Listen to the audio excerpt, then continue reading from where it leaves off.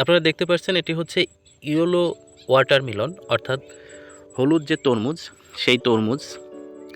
আপনারা হয়তো বাংলাদেশের অনেক জায়গায় এরকম হলুদ তরমুজের চাষ দেখতে পাচ্ছেন। আর আমি এখন যে জমিটিতে আছি, আপনারা দেখতে পাচ্ছেন এই জমিটিতে মালচিং পেপারের মাধ্যমে তরমুজের যে চাষ, সেই চাষটি করেছেন।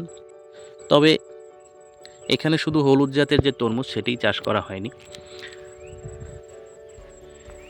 এখানটায় কালো জাতের যে তরমুজটি সেটিও রয়েছে।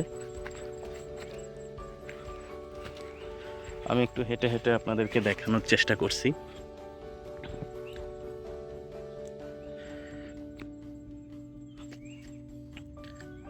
আপনারা দেখতে পাচ্ছেন এই যে তরমুজগুলো, মালচিং পেপারের মাধ্যমে এই তরমুজের চাষটি করা হয়েছে। তবে গাছগুলো অনেকটাই আশা অনুরূপ হয়নি, যার জন্য আমার কাছে মনে হচ্ছে যে এই জমিতে সঠিক পরিচর্যা এখন গ্রহণ করা হচ্ছে না। এই সাইডের শেপে আপনার হলুদ যে তরমুজ সেটি চাষ করা হয়েছে, আর ঠিক এই সাইডের যে শেপটা দেখতে পাচ্ছেন, এই শেপটাতে কালো জাতের যে তরমুজ সেটি চাষ করা হয়েছে।